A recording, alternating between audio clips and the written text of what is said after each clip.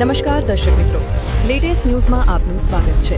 આજે આપણે દેશ વિદેશના એવા 15 મોટા સમાચાર વિશે વાત કરીશું જે તમારા જીવન પર સીધી અસર કરશે। 3 દિવસમાં આ કામ કરી લો, નહીં તો થશે 5000 રૂપિયાનો દંડ। રાકેશ ટિકૈત સાથે સીજેપી નેતાની બેઠક। અમદાવાદ વિમાન દુર્ઘટનાને લઈને ખુલાસો। વૈભવ સૂર્યવંશી બન્યો વાઇસ કેપ્ટન। મિનિમમ બેલેન્સના નામે વસૂલ્યા કરોડો। એક સાથે 4 વરસાદી સિસ્ટમ સક્રિય। અમદાવાદ ડીઈઓનો આદેશ। ગુજરાતમાં ચાંદીપુરા વાયરસનો હાહાકાર। પૂર્વ પીએમ મનમોહન સિંહને કોલસા કૌભાંડ કેસમાં ક્લીન ચીટ। વધુ એક પેપર લીક ભરતી પ્રક્રિયા અટકી। વિદ્યાર્થીઓના વિરોધ પર બાબા રામદેવની પ્રતિક્રિયા। અંબાલાલની ધ્રુજાવી નાખતી આગાહી। રાહુલ ગાંધીનો સરકાર પર પ્રહાર। ધોલેરામાં અતિવૃષ્ટિ બાદ જળબંબાકાર।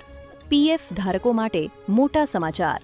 આ બધું જ જાણીએ તે પહેલા અમારી યુટ્યુબ ચેનલને સબસ્ક્રાઇબ કરી લેજો અને બેલ આઇકન ઓન કરી દેજો। 3 દિવસમાં આ કામ કરી લો, નહીં તો થશે 5000 રૂપિયાનો દંડ।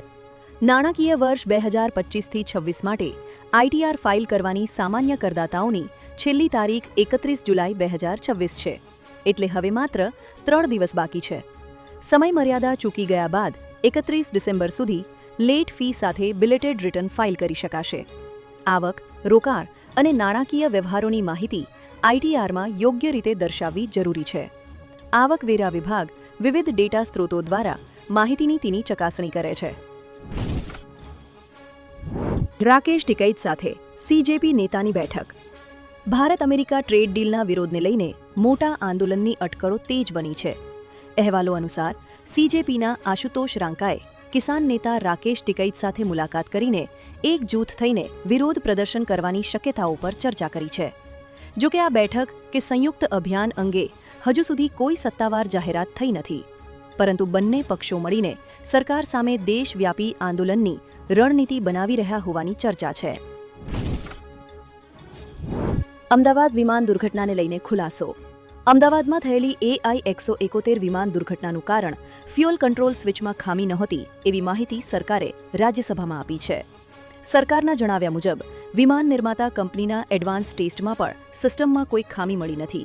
જોકે AAIBના પ્રારંભિક રિપોર્ટમાં ઉડાન બાદ બંને એન્જિનના ફ્યુઅલ કંટ્રોલ સ્વિચ બંધ થઈ ગયા હોવાનું જણાવાયું હતું। 12 જૂન 2025ની દુર્ઘટનામાં 241 મુસાફરો જમીન પર 19 લોકોના મોત થયા હતા। વૈભવ સૂર્યવંશી બન્યો વાઇસ કેપ્ટન। 23 ઓગસ્ટથી શરૂ થનારી 2026 દુલીપ ટ્રોફી માટે ઈશાન કિશનને પૂર્વ ઝોન ટીમના કેપ્ટન અને યુવા ક્રિકેટર વૈભવ સૂર્યવંશીને ઉપ કેપ્ટન બનાવવામાં આવ્યા છે। ઝિમ્બાબ્વે પ્રવાસમાં શાનદાર પ્રદર્શન બાદ વૈભવ હવે રેડ બોલ ક્રિકેટમાં પણ પોતાની પ્રતિભા બતાવશે। પૂર્વ ઝોનની ટીમમાં મોહમ્મદ શમી અને મુકેશ કુમાર જેવા અનુભવી ખેલાડીઓનો પણ સમાવેશ થયો છે। મિનિમમ બેલેન્સના નામે વસૂલ્યા કરોડો। દેશની અગ્રણી બેંકોએ મિનિમમ બેલેન્સ જાળવવામાં નિષ્ફળ રહેલા ગ્રાહકો પાસેથી છેલ્લા કેટલાક વર્ષોમાં કુલ 7086.83 કરોડ રૂપિયા વસૂલ્યા હોવાનું સંસદમાં ખુલાસો થયો છે। રાજ્યમંત્રી પંકજ ચૌધરીએ લેખિત જવાબમાં જણાવ્યું કે HDFC બેંકે 1798.14 કરોડ રૂપિયા અને એક્સિસ બેંકે 1081.33 કરોડ રૂપિયા સૌથી વધુ ચાર્જ વસૂલ્યા છે। અલગ અલગ બેંકોના મિનિમમ બેલેન્સના નિયમોને કારણે સામાન્ય ખાતા ધારકો પર વધારાનો આર્થિક બોજ પડી રહ્યો છે। એક સાથે 4 વરસાદી સિસ્ટમ સક્રિય। ગુજરાતમાં એક સાથે 4 વરસાદી સિસ્ટમ સક્રિય થતાં 30 જુલાઈથી ફરી વરસાદનું જોર વધવાની આગાહી છે। આગામી 6 દિવસ દરમિયાન ઉત્તર, મધ્ય અને દક્ષિણ ગુજરાતમાં ભારેથી અતિભારે વરસાદ પડી શકે છે। આજે સવારે 6 થી બપોરે 12 વાગ્યા સુધી 25 તાલુકામાં વરસાદ નોંધાયો હતો। દાહોદના સંજેલીમાં સૌથી વધુ 1.38 ઇંચ અને મહીસાગરના લુણાવાડામાં 1 ઇંચ વરસાદ પડ્યો। ધોલેરામાં ભારે વરસાદથી અનેક વિસ્તારો પાણીમાં ગરકાવ થયા છે।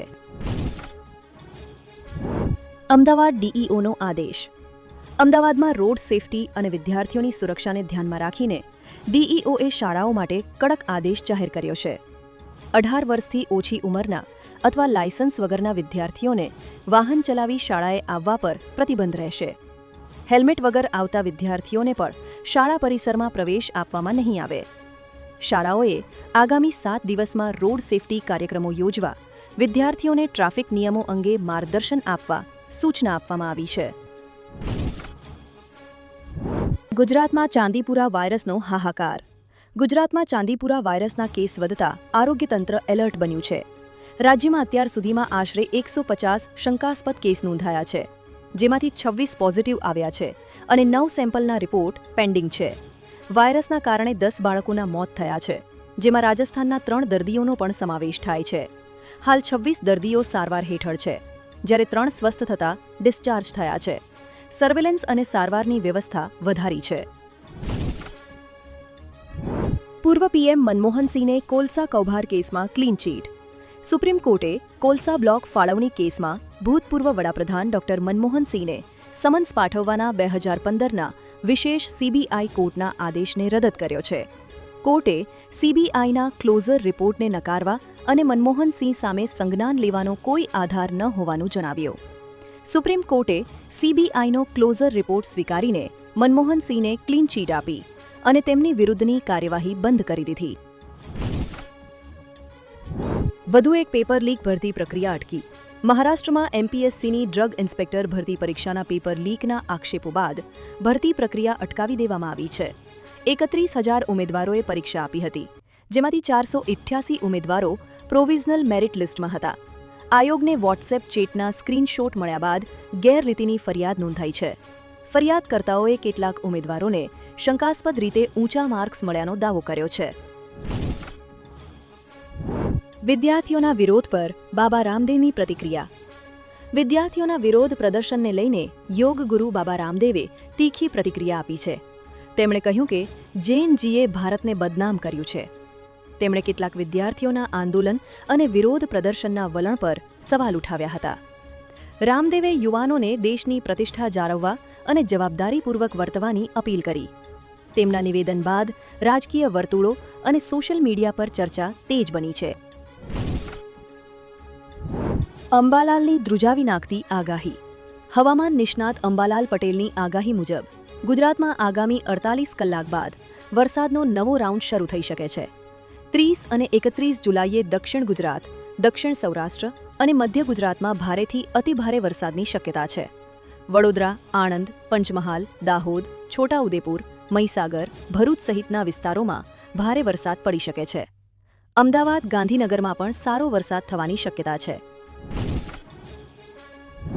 રાહુલ ગાંધીનો સરકાર પર પ્રહાર. લોકસભામાં પેપર લીક વિરોધી બિલ પસાર થયા બાદ કોંગ્રેસ નેતા રાહુલ ગાંધીએ પ્રતિક્રિયા આપી. તેમણે દાવો કર્યો કે સંસદમાં પોતાના ભાષણ દરમિયાન દિલ્હીમાં વિદ્યાર્થીઓ પર થયેલી કથિત બર્બરતાનો મુદ્દો ઉઠાવતા તેમને બોલવા દેવામાં આવ્યા નહોતા. રાહુલ ગાંધીએ કહ્યું કે તેમણે આ મામલે ગૃહમંત્રી અમિત શાહનું નામ લીધું હતું. તેમણે આક્ષેપ કર્યો કે ભાજપ તેમનો માઇક બંધ કરી શકે છે, પરંતુ વિદ્યાર્થીઓનો અવાજ દબાવી શકશે નહીં.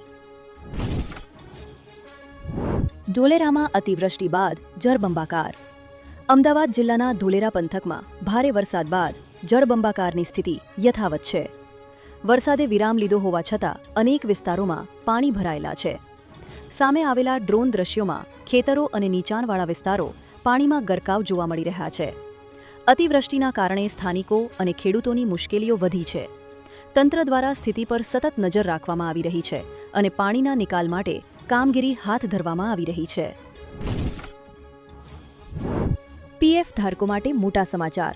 ઈપીએફઓએ નિષ્ક્રિય પીએફ ખાતાધારકોને ક્લેમ વગર પડેલી રકમ પરત કરવાની પ્રક્રિયા શરૂ કરી છે. પ્રથમ તબક્કામાં 1,000 રૂપિયા સુધીની રકમ ધરાવતા ખાતાઓને આવરી લેવાયા છે. 7.11 લાખ ખાતાઓમાં 30.52 કરોડ રૂપિયાની રકમ છે. તેમાંથી 1.18 લાખ ખાતાધારકોની બેંક વિગતોની ચકાસણી પૂર્ણ થઈ છે. નવી સિસ્ટમ હેઠળ આધાર લિંક્ડ બેંક ખાતામાં વ્યાજ સહિતની રકમ આપમેળે ટ્રાન્સફર કરવાની યોજના છે. દેશમાં કુલ 10,903 કરોડ રૂપિયા અટવાયેલા હોવાનો દાવો છે. આવી જ માહિતી મેળવવા માટે અમારી યુટ્યુબ ચેનલને સબસ્ક્રાઇબ કરો અને વિડીયોને લાઇક કરો, જેથી તમને આવી માહિતી મળ્યા રાખે.